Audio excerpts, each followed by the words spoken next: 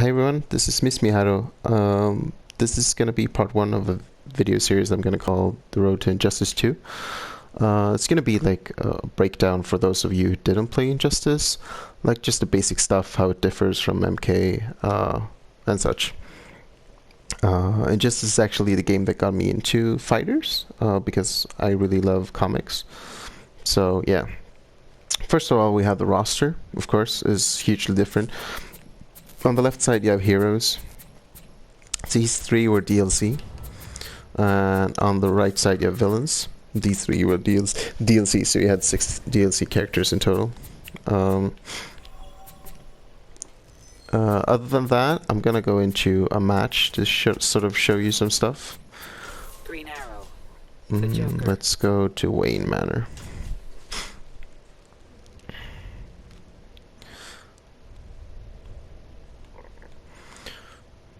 Oh, I'm stupid.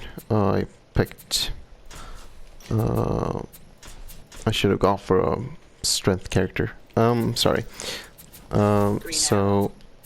let's go Hawk Girl. Hawk Girl.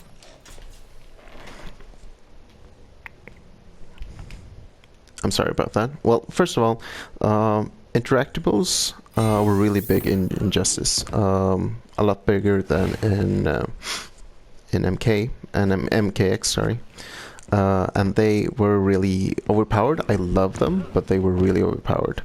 So you had 3 basic characters. You had your gadget characters, your agility characters, and your strength characters. Green Arrow was one of the agility characters. He could like, for instance, this piano, he will sort of roll it along the ground. And this statue, he can jump off of it and leave a bomb. But if and for instance, this chandelier, he will sort of swing off of it.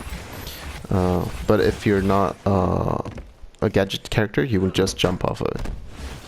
That's the difference between those two. And then you see the table in the background that works as a bounce cancel, like a bounce interactables. You could do something like oh shit, isn't that? Oh, there we go.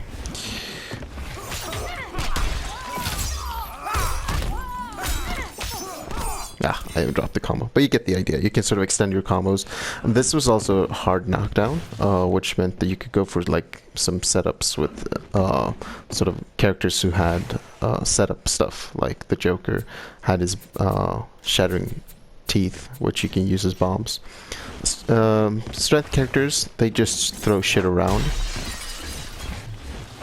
instead of just like throwing them, like shoving them around. They just throw them. The difference there is that those OTG really well, so a lot of characters like Martian Manhunter could OTG all over the stage, which was kind of stupid. It's one of the stupid things about interactables. They couldn't be blocked and they OTG'd. But I still love them because they allowed for so much creativity with what you could do. So then you have transitions. They look like this.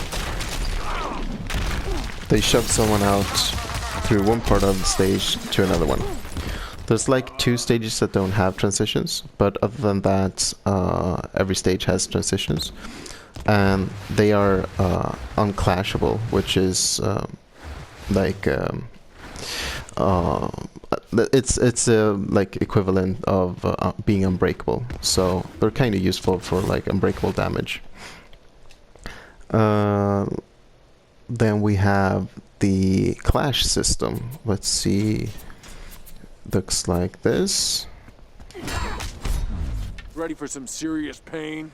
Bring it, Arrow Boy. When you've lost your first health bar, as you can see in the up here, you can see the gray health. When that health is depleted, you go into your second health bar, and after that you can clash. So if I clash like a combo, it breaks the combo and I get a chance to get my health back. So if I have to wager my meter, So if I win by 1 meter, I get 15% health. 2 meters, 25% health. 3 meters, 33% health. 30% health, and 4 meters, 33% health. So generally, you want to win by 1 or 2 bars, getting 15 to 25%. But you don't know what the other person is gonna bet in the clash. So, and it also goes both ways. So, like if I press 3, I will deal 30% damage to the green arrow.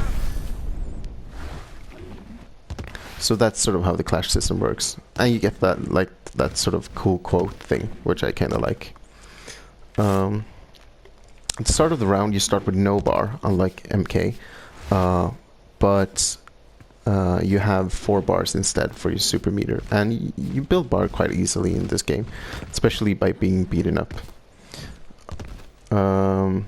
And push blocks are only 1 bar, like block breakers, but push block. So those were really useful as well. And a lot of stuff you can meter burn on reaction. If I recall correctly, everything you can meter burn on reaction. So if I do her mace charge, which looks like that, I can press meter burn really late. And some stuff you could make like safe or safe-ish, or do like a semi mix-up. Oops. See how late I did that compared to if I do it like that. So that's something that's different as well. Which also it also sort of affects wake-ups, because there are no meter burn wake-ups, there are no armored wake-ups, but a lot of wake-ups are invincible instead. So for instance, that slide has a lot of invincibility frames, meaning it can get you out of a lot of trouble. So instead of having this system where you spend a bar to get armor, the only way to get armor in this game is through like special traits and this move or that move. And I'm gonna explain this. These are your bounce. What do we call, like your universal launchers. So you have the back 3, looks like that, bounces them back, and your forward 3 is similar. Generally, it does a little less. You get combos that are a little less damaging, but it's an overhead instead. These are kind of slow, but you could sort of use them for mix-ups. Like if you walk up to someone and they think you're gonna grab them, you go for like a meter burn launcher instead. It also works for blowing through wake-ups. Like if I'm waking up as Green Arrow with a slide, and Hawker loves her meter burn back 3, she will beat it and launch me for a full combo.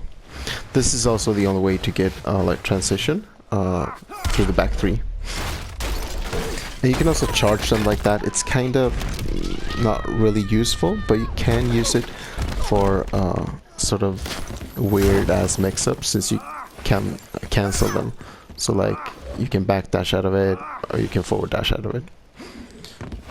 So if you do something like that on their wake up, they think you're gonna do an overhead. You dash out of it, do a quick low or a grab or something. Let's see. I have a list of things I'm bringing up. Oh yeah, one important thing is this game is back to block, so cross-ups are super important. And like a lot of stuff people found, like tech, was like this ambiguous cross-up setup, this ambiguous cross-up setups. A lot of stuff were like ending in a hard knockdown, and then doing like forward 3, which a lot of characters like Deathstroke, if you time it correctly, it will be a cross-up. If you time it a bit, if you time it in another way, it won't cross up. Stuff like that. And also means jump-ins are really dangerous. Like Green Arrow has pretty shitty jump-ins, but his jump-in 3, like if I have an ice arrow loaded, oops, I could go, that's a cross-up, and then I can go into a full combo, whatever. So it's cross-ups are really like dangerous, especially since there's so much ambiguity on knockdown. Yeah, back to block also means you have no block button, like R2 what's it called? The shoulder. Well, the block button. It doesn't really do anything. You use it for super, and you use it for like meter burning stuff, but you don't really use it other ways. Yeah, and the final thing is the traits. Every character has a trait, which is activated with the 4 button. What makes this interesting is that you only have 3 buttons for like regular attacks. So you have 1, 2, and 3. Those are all attacks. But 4 is something unique for each character. So Green Arrow has something similar to Kung Jin.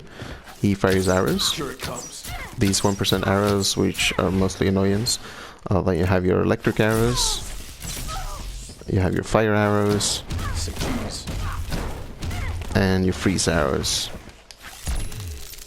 which will give you a full combo. Similarly, Hawkgirl has her flight, which was really fun in some matchups because some characters can't really reach you, so you can just stay up here, throw some maces, do some mace charges, whatever.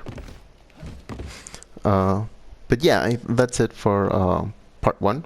This is just some basic stuff. The next part is going to be more about how some other stuff differ, like more strings and more technical stuff. This was just the basic stuff. So stay tuned for that.